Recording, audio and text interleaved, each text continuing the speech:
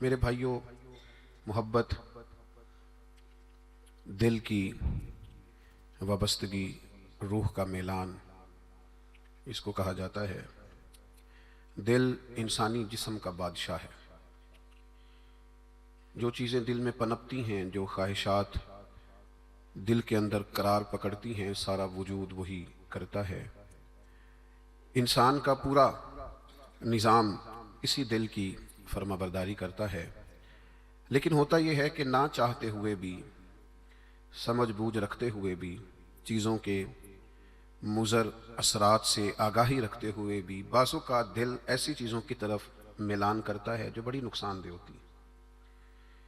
انسان کے وجود کا بھی، اس کی روح کا بھی، اس کے باطن کا بھی وہ چیزیں بہت زیادہ نقصان کرتی ہیں، لیکن انسان ان سے بعض اوقات نجات نہیں حاصل کر پاتا۔ مثلا سب کو پتہ ہوتا ہے کہ ہرس، لالچ، ہوس یہ کوئی اچھی چیز نہیں۔ اللہ تعالیٰ اگر ضروریات کا رزق عطا کر دے اور ضروریات پوری ہونے لگ جائیں تو بہت اچھا ہے، لیکن نہ چاہتے ہوئے بھی بعض لوگ مال کی ہرس میں، ہوس میں، لالچ میں مبتلا ہو جاتے ہیں۔ یہ محبت دن بدن بڑھتی چلی جاتی ہے۔ وہ خود اپنے آپ سے کئی دفعہ سوال کرتے ہیں کہ یا دل تو نے تو ایک دفعہ یہ کہا تھا کہ بس میری ضروریات پوری ہونے لگ جائیں، 2 وقت کی روٹی چلنے لگ جائے، بچوں کے اخراجات نکلنے لگ جائیں، سر چھپانے کو ایک مکان مل جائے تو کافی ہے، اب تو کدھر نکل گیا؟ بہت سارا اس سے بڑھ کر اللہ نے فضل کر دیا، خواہش سے بڑھ کر عطا کر دیا، لیکن کہیں ٹھہراؤ نہیں ہو پا رہا، دل رک نہیں رہا۔ روز مال کی محبت، مال کا لالچ بڑھتا چلا جاتا ہے۔ یہ اس قدر زیادہ نقصان کرتا ہے کہ نبی کریم صلی اللہ تعالیٰ علیہ وسلم نے ارشاد فرمایا کہ دنیا کی محبت ہر گناہ کی جڑ ہے۔ یعنی لوگ سمجھتے ہیں کہ معمولی بات ہے کہ میرے دل میں مال کی محبت بیٹھ گئی ہے، لیکن یہ بڑا گہرا مرض ہے۔ بعض لوگ کہتے ہیں نا کہ یہ مرض آ جائے تو اس کی وجہ سے 70 مرض اور بھی لگ جاتے ہیں۔ تو یہ دنیا کی محبت وہ مرض ہے، مال کی محبت وہ بیماری ہے کہ جس کی وجہ سے سینکڑوں امراض پیدا ہوتے ہیں، حلال حرام کی تمیز اٹھ جاتی ہے، رشتوں کا تقدس پامال ہو جاتا ہے، بہن بھائیوں کے رشتوں میں دراڑ آ جاتی ہے۔ لوگ اس مال کی محبت میں مبتلا ہو کر خونی رشتوں تک کو بھول جاتے ہیں۔ تو اگر محبت کو صحیح رستہ نہ ملا، یہ محبت الہی اور محبت رسول صلی اللہ تعالیٰ علیہ وسلم کے خوبصورت عنوانات کی عادی نہ ہوئی، تو پھر یاد رکھیے گا کہ مال کی محبت تو پورے طور پر اجاڑ دے گی، اندر کو تباہ کر دے گی۔ ایک دوسری محبت بڑا نقصان کرتی ہے، وہ ہے شہرت کی محبت۔ میں چاہا جاؤں، میری شہرت ہو جائے، لوگ مجھے جانیں، کوئی ایسا طریقہ اپناؤں جس کی وجہ سے دنیا کے اندر فیمس ہو جاؤں، لوگ میرا نام لینے لگیں۔ آپ یقین کریں، سوشل میڈیا کے اوپر بڑے بڑے وزادار، بڑے بڑے باریش لوگ، بڑے بڑے اچھے اور اچھی قد و قامت اور اچھا نام رکھنے والے لوگ فقط مشہور ہونے کے لیے وہ حرکتیں کرتے پھرتے ہیں کہ کوئی بھی سنجیدہ آدمی دیکھے تو شرم سے اس کی نظر جھک جاتی۔ یہ شہرت، اس کا لالچ، یہ شہرت کی طلب اور شہرت حاصل کرنے کے لیے ایسے خطرناک طریقوں کا حصول، شہرت حاصل کرنے کے لیے ایسے کمزور اور ایسے اخلاق سے گرے ہوئے رویے کا انداز، تباہ کر دیا اس نے دنیا کو، اجاڑ کے رکھ دیا ہے لوگوں کو۔ آپ یقین کریں، اچھے بھلے سمجھدار لوگ تھے، اچھے بھلے معاملہ فہم لوگ تھے، الجھ گئے ہیں۔ ذہن بن گیا ہے کہ بس جو کچھ ہے وہ یہی شہرت ہی ہے۔ وہ میرے بھائیوں سنو، حضرت مولا علی شیر خدا فرماتے ہیں، مصنف ابن ابی شیبہ میں موجود ہے، حضرت مولا کائنات فرماتے ہیں اسے مبارک ہو جسے تھوڑے لوگ جانتے ہیں۔ وہ قابل مبارکباد ہے جس کا تعارف کم لوگوں میں، زیادہ لوگوں میں جس کی شناخت نہیں ہے۔ میرے بھائی، آپ کبھی ان لوگوں سے پوچھ کر تو دیکھو، ان سے کبھی ملاقات تو کرو جو بڑے مشہور ہو گئے، کبھی ان کی تنہائی میں ان کے پاس تو بیٹھو، ان سے پوچھو تو صحیح۔ اس شہرت کے سبب سے انہیں کچھ ایسے کام بھی کرنا پڑتے ہیں جو وہ کرنا نہیں چاہتے، انہیں کچھ ایسے رستوں سے بھی گزرنا پڑتا ہے جہاں سے گزرنے کا کبھی انہوں نے سوچا بھی نہ تھا۔ وہ تو چاہتے تھے کہ کوئی تنہائی ہوتی، قرآن مجید کا نسخہ ہوتا، 500 دانے والی تسبیح ہوتی، کہیں مصلے کا نور ہوتا، دل میں ہو یاد تیری گوشہ تنہائی ہو، پھر تو خلوت میں عجب انجمن آرائی ہو، دل چاہتا تھا، لیکن یہ شہرت، اس کی طلب. ہاں ایک بات ہے، اگر آپ شہرت چاہتے ہیں، معروف ہونا چاہتے ہیں، مشہور ہونا چاہتے ہیں، بہت سارے لوگوں میں چاہتے ہیں کہ آپ کا نام سنہری حروف سے ہو اور زیادہ لوگ آپ کو جانے پہچانے، تو قرآن مجید نے نسخہ دیا ہے. فرمایا ان الذین آمنوا وعملوا الصالحات سیجعل لهم الرحمن ودا. جو ایمان لانے کے بعد نیک عمل کرے گا، رب لوگوں کے دلوں میں محبت پیدا فرما دے گا. رحمان ایسا ماحول بنا دے گا کہ ان لوگوں کے دلوں میں، اللہ تعالیٰ لوگوں کے دلوں میں اس بندے کی محبت پیدا کر دے گا. ایک اور محبت ہوتی ہے، اولاد کی محبت. بڑی اچھی محبت ہے، ہونی چاہیے. لیکن اگر یہی اولاد شریعت کے رستے میں آنے لگے، اگر یہی اولاد اس طرح کا رویہ اختیار ہونے لگے کہ آپ کو اس کی خاطر حلال حرام کی تمیز بھولنا پڑے، یا اولاد کہیں رکاوٹ بنے شریعت کی راہ میں، تو پھر قرآن مجید نے کہا انما اموالکم و اولادکم فتنہ. پھر یہ تمہارے لیے آزمائش ہے. پھر تمہیں تھوڑا غور کرنا پڑے گا، تمہیں پھر دیکھنا پڑے گا، پھر تمہیں توجہ کرنی پڑے گی کہ کہیں اللہ رسول کے رستے میں تو نہیں آ رہی. حضرت ابوبکر صدیق رضی اللہ تعالیٰ عنہ کے بیٹے نے ایک دفعہ کہا تھا کہ ابا جی، مسلمان ہونے سے پہلے جب بدر کے دن میں کفار کی طرف سے لڑتے ہوئے آ رہا تھا تو آپ میری تلوار کی زد میں آ گئے تھے. میں آپ کو قتل کر سکتا تھا پر میں نے باپ سمجھ کر کے چھوڑ دیا. تو سیدنا ابو بکر صدیق فرمانے لگے بیٹا تو ابھی کلمہ نہیں پڑھتا تھا، تو نے مجھے باپ سمجھ کے چھوڑ دیا. اگر تو بدر والے دن میری تلوار کے نیچے آتا تو میں تجھے کبھی بیٹا سمجھ کے معاف نہ کرتا، دین کا مخالف سمجھ کے قتل کر دیتا. اس لیے کہ جو اولاد شریعت کے رستے میں آئے گی، دین کے رستے میں آئے گی، پیغام حق کے رستے میں آئے گی، اسے اولاد سمجھ کر درگزر تھوڑا کیا جائے گا. میرے عزیزو، وطن کی محبت بھی کبھی غالب آتی ہے، علاقے کی محبت بھی کبھی غالب آتی ہے. انسان جہاں پیدا ہوتا ہے، جہاں جوان ہوتا ہے، جہاں وقت گزارتا ہے، جہاں اس کے احباب ہوتے ہیں، جہاں اس کی دوستیاں ہوتی ہیں، جہاں اس کے تعلقات ہوتے ہیں، وہ محبت بھی کبھی غالب آتی ہے. لیکن یاد رکھنا، سارا کچھ ہی مکہ مکرمہ میں موجود تھا. وہیں پیدا ہوئے تھے صحابہ، وہیں دوستیاں تھیں، تعلق تھے، رشتہ داریاں تھیں. لیکن جب پتہ چلا نا کہ محبوب کو مدینہ پسند ہے، تو پھر کسی نے بھی وطن سے پیار نہیں کیا، محمد عربی کے شہر سے محبت فرمائی ہے. آپ ان ساری محبتوں کو گنتے جائیں، وہ دولت کی ہو، وہ شہرت کی ہو، وہ اقتدار کی ہو، وہ اولاد کی ہو، وہ محبت آپ کے لیے وطن کی محبت ہو، یہ ساری محبتیں قربان کی جائیں گی. لیکن اگر کسی محبت کو حاصل کیا جائے گا تو وہ اللہ رسول کی محبت ہے. میں آپ کی خدمت میں عرض کروں، وہ محبت کس طرح حاصل کرنی ہے؟ دل و جان سے نہ رب رسول کا ہر فیصلہ قبول کرنا. یہ ذرا غور کیجئے گا، یہ تھوڑا سمجھنے والا عنوان ہے. آپ اپنی قلب سے، روح سے، دل سے پوچھیں کہ مجھے پیار ہے نبی پاک سے. داتا صاحب نے ایک مقام پہ لکھا ہے جس سے محبت ہو اس پر غصہ نہیں آتا، جس سے محبت ہو اس کی طرف سفر کریں تو رستہ مشکل نہیں لگتا. جس سے محبت ہو وہ کوئی حکم دے تو وہ حکم پورا کرنے میں انسان کوئی رکاوٹ محسوس نہیں کرتا. یہ جو محبت ہوتی ہے نا، محبت یہ رستے آسان کر دیتی ہے، حکم ماننا آسان کر دیتی ہے.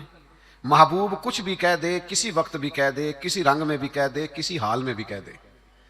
تو محبت ایک ایسی چیز ہے جو انسان کو اتنا خوبصورت بنا دیتی ہے کہ کمال ہو جاتا ہے. جب ایک انصاری نے نا نبی کریم علیہ السلام کا فیصلہ پورے طور پر نہیں نہ مانا، حضور نے ایک فیصلہ کیا، ایک انصاری تھے تو انہوں نے وہ فیصلہ پورے طور پر تسلیم نہیں کیا. اللہ تعالیٰ نے نا قرآن مجید میں ایک انوکھا انداز اختیار کیا، اور اس انداز کی قرآن مجید میں یہ واحد آیت ہے. اللہ کریم نے ارشاد فرمایا فلا وربک، محبوب مجھے تیرے رب کی قسم. اللہ کرے آپ کو سمجھ آئی ہو، قرآن مجید کی لذت آئی ہو. ذرا یہ انداز دیکھیے، یہ نہیں فرمایا کہ مجھے میری قسم ہو یا تیری قسم ہو. فلا وربک، محبوب مجھے تیرے رب کی قسم.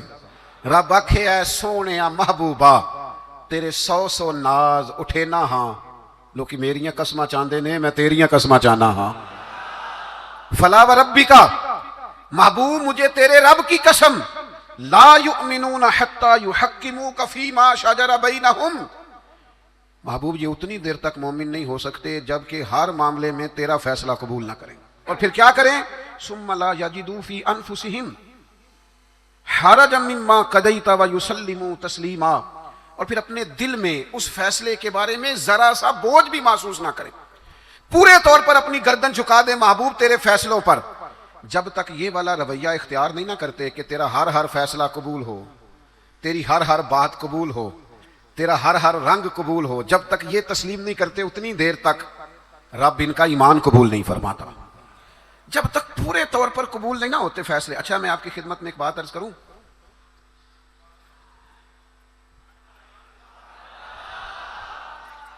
مسلمان دل و جان سے چاہتے ہیں کہ ہم نبی پاک کی غلامی کریں، مسلمانوں کی روح چاہتی ہے کہ ہم ہر وقت اپنے نبی کی بات مانیں۔ میں نے ایسے لوگوں کو دیکھا ہے جو بظاہر دین سے بڑے دور نظر آتے، جن کے بارے میں لوگوں کا خیال ہے کہ شاید بڑے گناہگار ہیں، نوجوان ہیں، دنیا دار ہیں، کچھ ایسے محکموں سے وابستہ ہیں جن کے بارے میں بعض اوقات بعض لوگ خیال کرتے ہیں کہ شاید یہ بالکل دین سے دور ہے۔ لیکن میں نے ہر قسم کے لوگوں میں وقت گزارا ہے، نوجوانوں کے ساتھ سفر کیے ہیں، ان کے بیچ بیٹھ کر ٹائم گزارا ہے۔ میں آپ کو سچ کہتا ہوں، تجربے کے بعد کہتا ہوں، سمجھ بوجھ کے کہتا ہوں، کلین شیو والے نوجوانوں کی آنکھوں میں حضور کی محبت کے لیے آئے ہوئے آنسو دیکھ کے کہتا ہوں، چڑھتی جوانیاں جو مدینے کے لیے تڑپتی ہیں، ان جوانیوں کے دامن سے پھوٹنے والی ضیائیں دیکھ کر کہتا ہوں، چاہتے ہیں مسلمان حضور کی غلامی کریں۔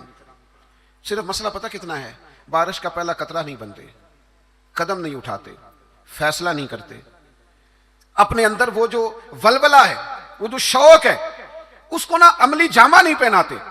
آپ کے اندر تڑپ ہے، بس آپ شروع کریں، چھوڑیں آپ کسی سے پوچھنا کیوں ہے، بس شروع کر دیں درود و سلام پڑھنا، چھوڑیں ماحول کو کیا دیکھنا ہے۔ اگر آپ کو پتہ چل گیا ہے کہ محبوب کو داڑھی والا چہرہ پسند ہے تو پھر کسی کو پسند ہو نہ ہو، رنگے چمن پسند نہ پھولوں کی بو پسند، ہم کو ہے وہ پسند جسے آئے تو پسند۔ پھر فیصلہ کریں، پھر توجہ کریں۔ نبی پاک علیہ الصلوۃ والسلام کبھی اشارتاً بھی کوئی بات کرتے نا۔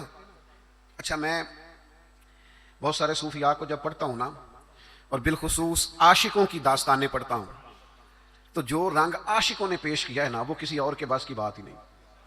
یہ جو عشاق ہوتے ہیں نا، عشاق، ان کے نا ذرا انداز ہی تھوڑے نرالے ہوتے ہیں، الٹی ہی چال چلتے ہیں دیوان گانے عشق، یہ آنکھوں کو بند کرتے ہیں پر دیدار کے لیے، الٹی ہی چال چلتے ہیں دیوان گانے عشق، آنکھوں کو بند کرتے ہیں پر کس کے لیے؟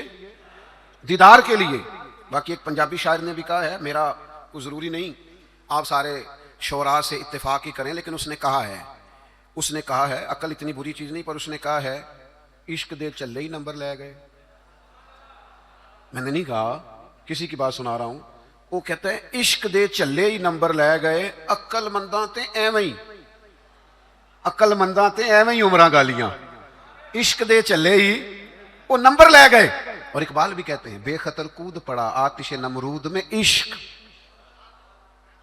اتنی بڑی آگ، اوپر سے پرندہ بھی گرے تو جل جائے، لیکن جناب ابراہیم نے ایک منٹ نہیں لگایا سوچنے پر، بے خطر کود پڑا آتش نمرود میں عشق، عقل تھی محو تماشائے لبے بام ابھی، اور پختہ ہوتی ہے اگر مصلحت اندیش ہو عقل، عشق ہو مصلحت اندیش تو ہے خام ابھی۔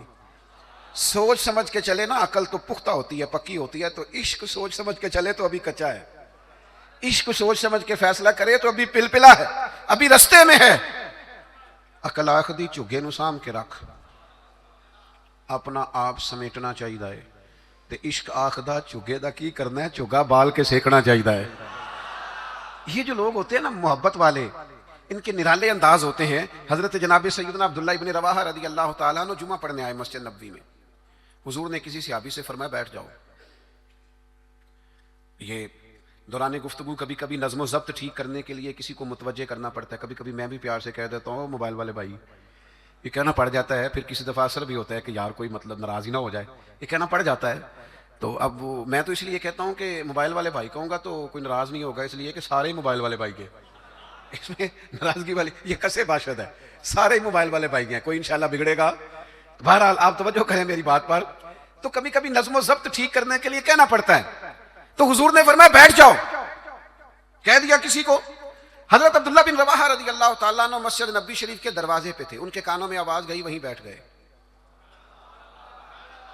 نبی پاک صلی اللہ تعالیٰ علیہ وآلہ وسلم نے نماز کے بعد فرمایا عبداللہ وہیں بیٹھ گئے، حضور آپ نے کہا نہیں تھا۔ تو جو نبی پاک علیہ السلام نے اس پر تبصرہ کیا ہے نا، اسے ابن حجر اسقلانی نے لکھا ہے حضور نے کسی سے کہا بیٹھ جاؤ، حضور نے کسی سے کہا بیٹھ جاؤ، پر محبت رسول کا عالم دیکھو، حضرت عبداللہ ابن رواحہ دروازے پر بیٹھ گئے، چونکہ حضور نے نام نہیں نہ لیا، وہ وہیں بیٹھ گئے.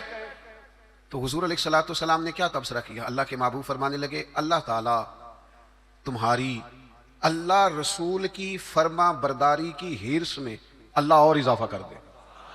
یہ جو تمہارے اندر ہرس ہے نا کہ میں نے رب رسول کی فرما برداری کرنی ہے، عبداللہ میری دعا ہے اللہ اس ہرس میں اضافہ کر دے. ہرس بڑے ہیں، انسان بڑی چیزوں کا حریص ہے، پر حضور فرما رہے ہیں میرے صحابہ رب رسول کی فرما برداری کے حریص ہیں. یہ ہرس کرتے ہیں کہ زیادہ سے زیادہ غلامی ہو، زیادہ سے زیادہ فرما برداری کر، زیادہ سے زیادہ محبوب کے نقش قدم چلیں. میرے دوستو اسی طرح ایک صحابی اور تھے، حضور نے فرمایا بیٹھ جا، تو مسجد کے باہر ہی بیٹھ گئے. ان کا نام تھا آس. تو حضور نے فرمایا کہاں تھے بھائی؟ نماز میں نظر نہیں آئے. یا رسول اللہ وہ آپ نے فرمایا نہیں تھا بیٹھ جاؤ. اچھا حضور نے کسی اور سے کہا، پر سانو قید سجن دا گہنا ہے. حضور نے کسی اور سے کہا، وہ دروازے کے باہر بیٹھ گئے. تو نبی کریم صلی اللہ تعالی علیہ وسلم نے فرمایا آس کہاں تھے؟ حضور میں دروازے کے باہر بیٹھ گیا. تو حضور مسکرائے فرمایا تم آس نہیں ہو، تم تو مطیع ہو، تم تو فرما بردار ہو. آج سے تمہارا نام مطیع ہے، فرما برداری کرنے والا ہے. تم ایسے فرما بردار ہو کہ میں کسی اور کو اشارہ کروں. تم اتنے محبت کرنے والے ہو، تم سمجھتے ہو میرے محبوب کی بات ہے نا تو مجھے بھی آگے بڑھ کے قبول کرنی چاہیے. میرے عزیزو میں نے کہا ہم چاہتے ہیں حضور کی محبت کے مطابق عمل کریں، لوٹ آئیں، لیکن ہم نا بارش کا پہلا قطرہ نہیں بنتے، فیصلہ نہیں کرتے. آگے بڑھوں؟ ہمارے ضمیر جاگ گئے ہیں، پتہ ہمیں چل گیا ہے کہ حال نہ جمہوریت، نہ ڈکٹیٹرشپ، نہ صدارتی نظام، نہ فلانا نظام. پتہ ہمیں چل گیا ہے کہ جینے کی طرف دیکھ نہ مرنے کی طرف دیکھ، جب چوٹ لگے دل پر تو مدینے کی طرف دیکھ. پتہ ہمیں چل گیا ہے کہ نجات حضور کے قدموں میں ہے. سمجھ ہمیں آ گئی ہے کہ نجات نبی پاک کے قدموں میں ہے. لیکن ہم پتہ کیا کرتے ہیں؟ ہم نا وہیں الجھے رہتے ہیں، بات کو سمجھتے نہیں، آگے بڑھتے نہیں. ضمیر جاگ گیا ہے، فیصلہ نہیں کرتے. چلو پورے ملک میں تو دین نافذ ہوگا، انشاءاللہ ہوگا. اپنے 6 فٹ کے قد پہ نہ نافذ کریں، اپنے گھر پہ نہ نافذ کریں، اپنے دفتر پہ نہ نافذ کریں، اپنے ادارے میں نہ نافذ کریں، اپنے یاروں میں نہ نافذ کریں. یہاں سے تو شروع کریں نا، یہاں سے تو آغاز کریں. آپ یقین کریں 5 دوست اگر آپ کہیں اکٹھے ہیں نا، 5 دوست، تو ایک دوست شروع کر دے جب بھی ملاقات ہو نبی کریم کی کوئی حدیث بیان کرے. ایک دوست کہنا شروع کر دے یار آؤ نا نماز پڑھنے چلیں. ایک دیکھو میں نے 5 میں سے ایک کہا ہے. ایک کہنا شروع کر دے یار بس آپ جھوٹ نہیں بولنا یار، بس بڑا ہو گیا. ایک صرف ان میں سے پیغام دے کہ نہیں یار دھوکہ دہی نہیں کرنی. ایک ان میں سے کہے کہ یار تھوڑا سا نا وقت اب ماں باپ کے لیے بھی نکالنا ہے، اب گھر والوں کے لیے بھی تھوڑا وقت دینا. ایک میں ذمہ داری سے کہتا ہوں وہ باقی 4 سامنے شاید مذاق اڑائیں، سامنے شاید کہیں بیٹھ جا تو اتنا نیک پتہ ہے ہمیں تیرا، لیکن میں سچ کہتا ہوں وہ سامنے آپ پر تنقید کریں گے لیکن دل ان کا گواہی دے گا یار کہہ تو ٹھیک ہی رہا ہے. یہ دین کے اندر، یہ نبی پاک کی محبت کے پیغام کے اندر اللہ نے نا جاذبیت بڑی رکھی ہے، اس میں کشش بڑی رکھی ہے، اسلام کے اندر لچک بڑی رکھی ہے. اسلام کی فطرت میں قدرت نے لچک دی ہے، اتنا ہی یہ ابھرے گا جتنا کہ دبا دو گے. اس کے اندر سے ہمیشہ ضیاء پھوٹتی ہے، روشنی نکلتی ہے. آپ حضور کا پیغام دے دیں، مزاج بنائیں، کہہ دیں، آپ یقین کریں بڑا لطف آئے گا، بڑا مزہ آئے گا. اس کے اندر بڑا کرم ہوتا ہوا آپ کو دکھائی دے گا. آپ محسوس کریں گے کہ میرے کہہ دینے سے انقلاب آ گیا، بہتری آ گئی. آپ اس پہ اور یہ سب کے لیے بنائیں آپ، یہ کسی کے حق میں بھی کوئی بھی سامنے ہو. آپ کا نعرہ ہمیشہ محبت رسول کا ہونا چاہیے. وہ دوستوں کی محفل ہو، گھر میں ہو، دفتر میں ہو. بات ایک صحابی تھے حضرت برا بن مالک، نوجوان تھے. اچھا جس طرح سیر کرنے کا مزہ جوانی میں ہے نا، کپڑے پہننے کا لطف جوانی میں ہے، سفر کرنے کا ذائقہ جوانی میں ہے. چلو مجھے کہہ لینے دو، کھانے پینے کا لطف بھی جوانی میں ہے. جس طرح دوستوں کے ساتھ آنے جانے، بیٹھنے، گپ شپ کرنے کا لطف جوانی میں ہے. او میرے بھائیوں، حضور سے عشق کرنے کا مزہ بھی جوانی میں ہے. یہ کبھی جوانی میں لگ جائے نا، عشق لگا سی کھیڑا کھیڑ دینوں. کوئی نہیں سمجھ آئی آپ کو؟ اگر آئی ہوتی نا تو یقین کرو آپ کو سمجھ آ جاتی. اگر یہ سمجھ آئی ہوتی تو آپ کو سمجھ آ جاتی. عشق لگا سی کھیڑا کھیڑ دینوں. ਤੇ ਮੈਨੂੰ ਖੇਡਾਂ ਭੁੱਲਦਿਆਂ ਭੁੱਲ ਗਈਆਂ। ਮੈਂ ਤੇ ਕੱਜਲ ਪਾਇਆ ਸੀ ਯਾਰ ਦੇ ਵੇਖਣੇ ਨੂੰ, ਫਿਰ ਮੈਂ ਉਹਦੀ ਯਾਦ ਵਿੱਚ ਹੀ ਰੋਂਦਿਆਂ ਡੁੱਲ ਗਈਆਂ। हैदर शाह इस गली कदे ना रुलदी, पर हुन ते रुलदी रुल गईयां। मुझे कुछ दोस्त कहते हैं कई दफ़ा, आप थकते नहीं? कभी आप बलूचिस्तान में होते हैं, कभी आप सिंध में होते हैं, अगले दिन पता चलता है कि आप लाहौर की किसी तकरीब में शरीक थे, फिर कुछ दिनों के बाद हमें खबर आती है कि ये तो बहावलपुर पहुंच गए, तो आप थकते नहीं? तो मैं कहता हूं कि कभी अर्श पर, कभी फर्श पर, कभी दर बदर, कभी उनके दर, गमे आशिकी तेरा शुक्रिया मैं कहां कहां से गुजर गया। और अदम से लाई है हस्ती में आरज़ू रसूल, कहां कहां लिए फिरती है जुस्तजू रसूल। पर एक शौक है इन सारे सफ़रों का, इन सारी सोबतों का। मैं अब आके ये कैफियत हुई है कि कभी कमर दर्द करती है, कभी पट्ठों में तकलीफ़ होती है, किसी वक्त आंखों में तकलीफ़ हो जाती है। तो ये सारे सफ़र, ये सारी जद्दोजहद, किसी वक्त अर्ज़ करता हूँ महबूब की बारगाह में कि अदम से लाई है हस्ती में आरज़ू रसूल, हमें कहाँ कहाँ लिए फिरती है जुस्तजू रसूल। बस इतनी आरज़ू है कि अजब नज़ारा हो मैदान हश्र में बेदम, कि सब हों पेशे खुदा और मैं रूबरू रसूल।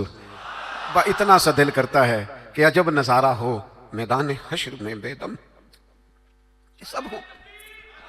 एक सहाबी हैं हज़रत बरा बिन मालिक रज़ी अल्लाह ताला, चढ़ती जवानी और इश्क़ रसूल भी पूरा जोबन पे, उनके कद काठ का भी पूरा बाकपन और मोहब्बत रसूल के दरिया भी पूरे का पूरा उनके सीने में मौजज़न। तो हुजूर का मुझे यूँ लगता है कि इरादा करम हुआ कि लोगों को बताऊं भला ये मुझसे कितनी मोहब्बत करता है। नबी करीम अलैहिस्सलाम ने फरमाया मैं कोई हुक्म दूं तो पूरा करोगे? बड़े खुशकिस्मत थे जो हुजूर के सामने नबी पाक से हुक्म लेते थे। फरमाया बरा मैं कोई हुक्म दूं तो पूरा करोगे? अर्ज़ की हुजूर हुक्म करें तो सही। तो महबूब ने मुस्कुरा के फरमाया जाओ अपने बाप की गर्दन काट के लाओ। तलवार थामी और दौड़ पड़े, भागे। करीम महबूब फरमाने लगे जाओ इसे पकड़ लो वरना ये सचमुच बाप की गर्दन ले आएगा। उनको सहाबा पकड़ के लाए तो महबूब फरमाने लगे वो तो एक बात गोया आजमाने को की थी, मैं कोई रिश्ते तोड़ने तो नहीं आया दुनिया में, मैं तो रिश्ते जोड़ने आया। उनकी मोहब्बत रसूल का ये लेवल था कि आप हुक्म करें तो मैं बाप की गर्दन लाने को तैयार हूं, गोया मैं हर रिश्ते हर नाते की कुर्बानी पेश करने को तैयार हूं। या रसूल अल्लाह मुझे सिर्फ आप चाहिए। उनकी मोहब्बत का ये लेवल था। और इस लेवल पर उन्हें अजर क्या मिला? जब वो बीमार हुए तो महबूब तीमारदारी के लिए गए। मैंने सुना है वो बन संवर कर मेरी इयादत को आ रहे हैं। मैं सोचता हूं कि क्या बनेगा, वो आ रहे हैं, मैं जा रहा हूं। हुजूर तीमारदारी के लिए तशरीफ लाए। अल्लाह के हबीब सल्लल्लाहु ताला अलैहि वसल्लम ने उनकी हालत देखी तो एक दुआ फरमाई। महबूब फरमाने लगे ए अल्लाह, देखें इस दुआ का हुस्न देखें, फरमाया अल्लाह जब बरा बिन मालिक से तेरी मुलाकात होना तो तू इससे मुस्कुरा के मिलना जो तेरी शान के लायक है। ऐ अल्लाह तू इससे मुस्कुरा के मिलना और ये तुझसे मुस्कुरा के मिले। और सुनो मेरे भाइयों, इस हदीस पाक का नतीजा सुनो। इसका नतीजा उलमा फरमाते हैं ये निकलता है कि जो मुस्तफ़ा करीम से रज के मोहब्बत करेगा, खुल के मोहब्बत करेगा, हर रिश्ते से बढ़कर हुजूर से मोहब्बत करेगा, उसके अजर के लिए हुजूर ने दुआ फरमाई है जब कयामत में अल्लाह के हुजूर हाजिर होगा तो रब उससे मुस्कुरा के मुलाकात करेगा जो उसकी शान के लायक, और बंदा भी रब से मुस्कुरा के मिलेगा। मेरे अजीज याद रखिएगा कि अपनी जिंदगी के अंदर हुजूर की मोहब्बत हमेशा अपना लें। अच्छा बाज़-औक़ात ना नबी पाक अलैहिस्सलाम की मोहब्बत के लिए मुश्किल फैसले भी करने पड़ेंगे, कठिन रस्तों से भी गुजरना पड़ेगा। आपको सारा कबीला मना करेगा, सारी बरादरी रोकेगी, मुझे क्या लेने दो, खानदान में वालिदैन भी मना करेंगे। आपको मोहब्बत रसूल के रास्ते पर चलना है तो बहुत सारे अहबाब भी आपको कहेंगे ओ यार दुनिया का भी माहौल समझना पड़ता है, हालात देखो बदल गए। माज़अल्लाह कुछ लोग ये भी कहते हैं वो ज़माना और था ये ज़माना और है। लोग आपको बड़ी आरा पेश करेंगे, बड़ा बड़ा रंग पेश करेंगे, लेकिन अगर आप इसको समझ जाएं, इस पर गौर कर जाएं कि हमेशा बरकत रसूलुल्लाह की बात मानने में सल्लल्लाहु ताला अलैहि वसल्लम और मेरे नबी पाक सल्लल्लाहु ताला अलैहि वसल्लम की गुलामी और मोहब्बत में कभी नुकसान नहीं होता। एक हुजूर के सहाबी थे हजरत जुलाबीब रदी अल्लाह ताला अन्हु, सही मुस्लिम शरीफ में ان کا تذکرہ موجود ہے. حضرت جلابیب رضی اللہ تعالیٰ عنہ کا رنگ زیادہ گورا نہیں تھا، خوبصورت آدمی نہیں تھے، قد بھی بہت اونچا نہیں تھا، یعنی یوں سمجھ لیے کہ قد بھی تھوڑا سا اس طرح کا تھا، رنگ و روپ بھی اس طرح کا تھا، حالات کچھ اور ہی تھے. ان کی شادی نہیں ہوتی تھی. اللہ کے رسول صلی اللہ تعالیٰ علیہ وسلم نے فرمایا جاؤ فلاں قبیلے میں جا کے ان لوگوں سے کہو اپنی بیٹی کا نکاح تیرے ساتھ کر دیں. وہ چلے گئے، ان لوگوں سے جا کے کہا. لیکن ان لوگوں نے جب حضرت جلابیب رضی اللہ تعالیٰ عنہ کا نام سنا نا، یہ وہی جلابیب ہیں جن کے بارے میں نبی پاک نے فرمایا یہ مجھ سے ہے اور میں اس سے ہوں. لوگوں نے جب آپ کا نام سنا تو ظاہرہ بیٹی والے بڑا سوچا کرتے ہیں، ان کو غور کرنے کا پورا حق حاصل ہوتا ہے. انہوں نے کہا حضرت جلابیب نہ تو قد کاٹ ہے، نہ رنگ روپ ہے، نہ پاس کوئی پیسہ ہے، تو یہ کس طرح بات آگے چلے گی، کس طرح معاملہ بہتر ہوگا.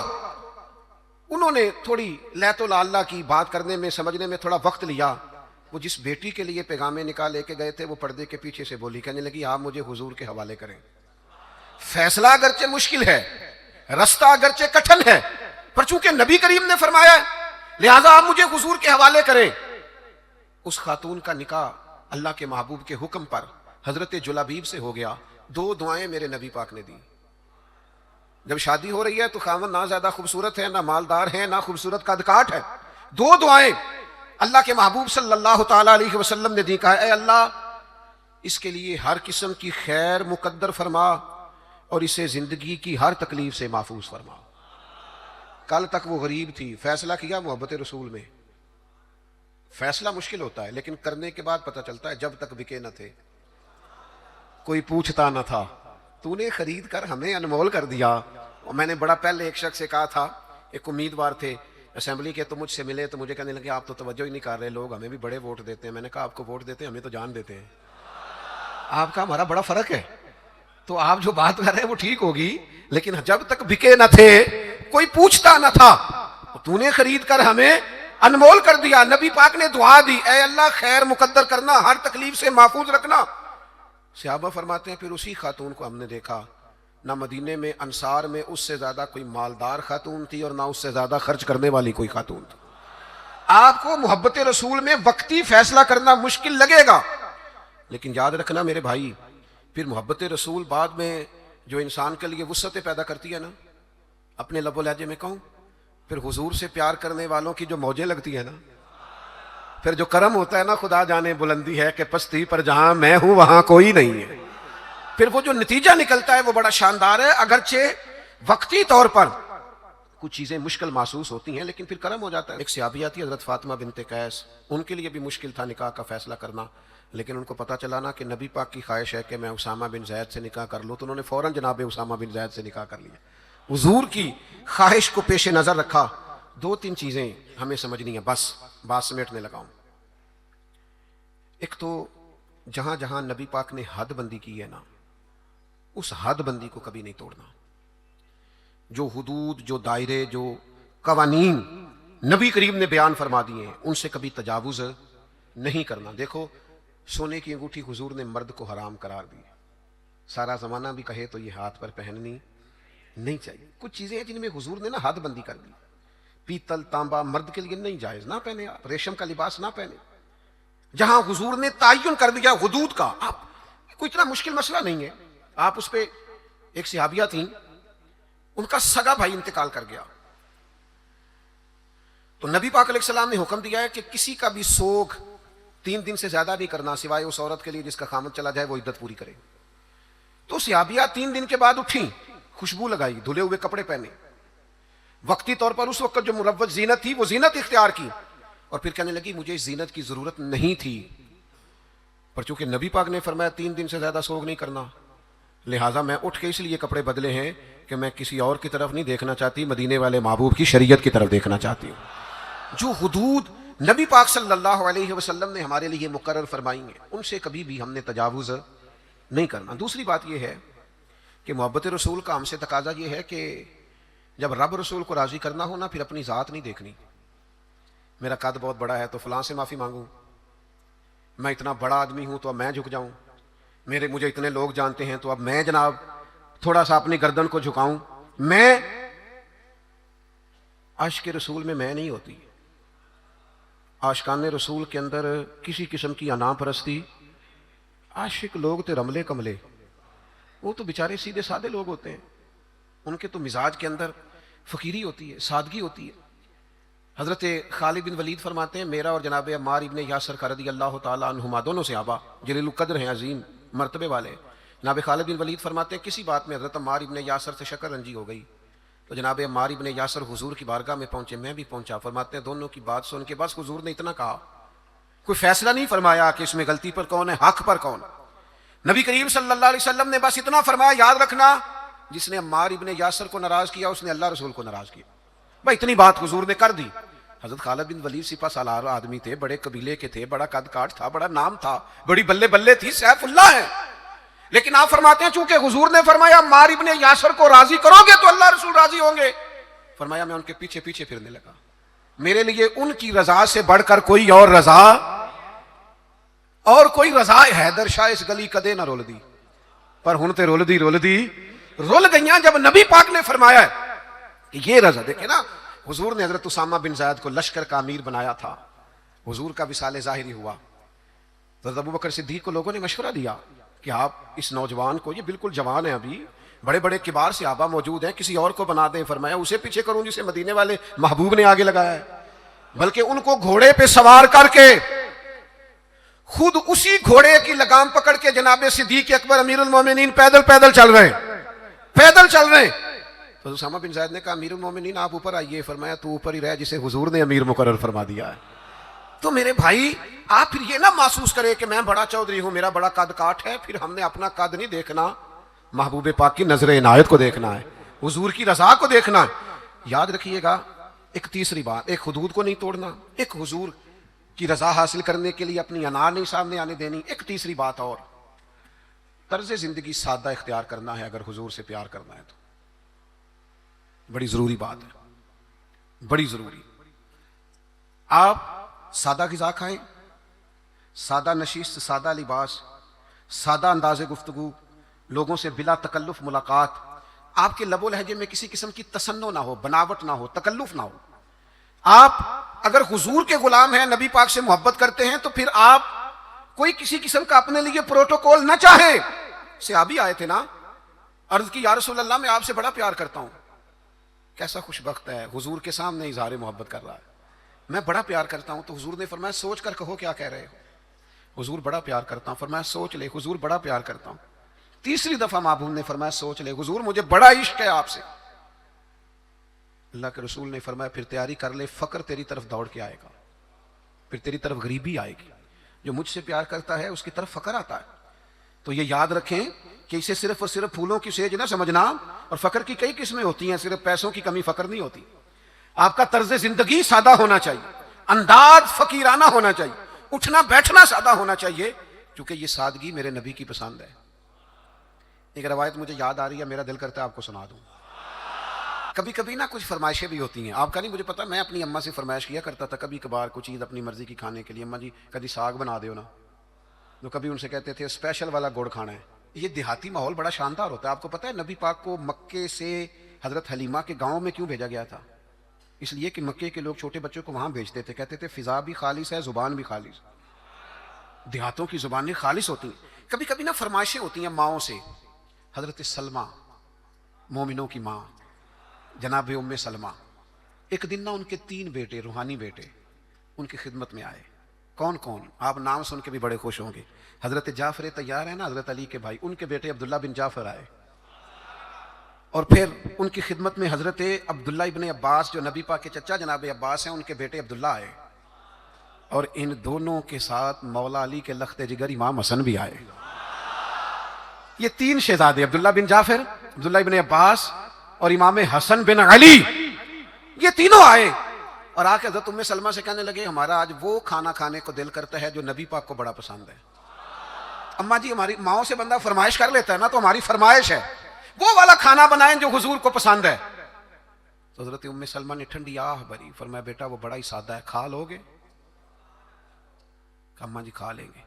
तो जनाब उम्मे सलमा ने ना थोड़े से जौ निकाले, फिर उनको पीसा, फिर थोड़ा सा जैतून डाल के पकाना शुरू किया, फिर थोड़ा सा उसमें मसाला डाला। فرماتے ہیں وہ سادے سے جوں زیتون میں سادے سے پکے. فرماتے ہیں وہ ہمارے سامنے رکھ کے حضرت ام سلمہ جب اٹھی تو آنکھوں میں آنسو آ گئے. فرمانے لگی اس طرح کے سادے کھانے مدینے والے محبوب کھایا کرتے تھے. اس طرح کے سادے کھانے محبوب تناول فرماتے تھے. یہ سادگی، یہ شائستگی، اس سادگی میں یہ حسن، معرفت، کمال، یعنی اس طرح کی سادگی حضور اپناتے تھے کہ جب اس سادہ چہرہ نور کو حضرت جابر بن سمرہ جیسے لوگ دیکھتے تھے تو دیکھ کے کہتے تھے آج میں نے تجزیہ کرنا ہے کہ چاند زیادہ سونا ہے کہ آمنہ کا چاند زیادہ سونا ہے. لیکن فرماتے ہیں پھر میں اس نتیجے پہ پہنچا کہ چاند سے تشبیہ دینا یہ بھی کوئی انصاف ہے؟ چاند تو ہے داغدار اور مدنی کا چہرہ صاف ہے. آپ کی خدمت میں یہ عرض کرنا چاہتا ہوں کہ سادہ طرز زندگی اپنائیں. ہم سادے رہیں گے نا تو بہت سارے چولہے زیادہ جل جائیں گے. ہم سادے رہیں گے تو بہت سارے دوست کترائیں گے نہیں. ہمارے مہنگے کپڑے دیکھ کے کوئی پوچھے گا نہیں کنے دا لے آجے. تو تھوڑا سادہ زندگی اپنائیں اور ایک جو حضور نے حدود قائم کر دی ہیں ان حدود کا ضرور خیال کریں. ایک فیصلہ کریں حضور کی محبت میں. آپ فیصلہ کریں گے تو رستے آسان ہو جائیں گے. ایک ضروری بات، نبی پاک علیہ السلام نا بہن بھائیوں کے ماں بہن محبت کے بڑے قائل ہیں. یعنی جو مومنوں کا رشتہ ہے نا آپس میں، اسے بھی حضور نے فرمایا مومن بھائی بھائی ہے. حضور قائل ہیں بہن بھائیوں کے ساتھ جو تعلق ہے آپ بڑا زبردست کر کے اور ذمہ داری سے میاں بیوی کے رشتے کو نبھائیں. ماں باپ کا رشتہ بہت نازک ہے، اسے نبھائیں. لیکن بہن بھائیوں کو بھی اللہ نے ایک لڑی میں پرویا ہوتا ہے. ایک بھائی بیٹھا رہتا تھا حضور کی خدمت میں، دوسرے بھائیوں نے آ کے شکایت کی یا رسول اللہ ہمیں ساری محنت کرنی پڑتی ہے. اللہ کے حبیب فرمانے لگے تمہیں جو رزق ملتا ہے وہ بھی اس کی برکت سے ملتا ہے. تو بہن بھائیوں کے معاملے میں تھوڑا اپنے آپ کو، جب حضرت شیمہ جناب حلیمہ سعدیہ کی بیٹی آئی ہیں تو نبی کریم نے فرمایا میری بہن آئی ہے. حالانکہ وہ رضائی بہن تھی، اور اس بہن نے جب سفارش کی کہ یا رسول اللہ صلی اللہ علیہ وسلم میرے سارے قبیلے کو چھوڑ دیں، اگرچہ اس قبیلے کو بڑی مشکل سے فتح کیا گیا تھا. حضور نے کسی سے مشورہ ہی نہیں کیا، فرمایا بہن نے کہا ہے لہذا سارے ہی آزاد ہیں. تو اس رشتے میں مجھے خاص سوال کیا گیا تھا، اس لیے میں نے عرض کر دیا. اللہ ہماری حاضری کو قبول فرمائے.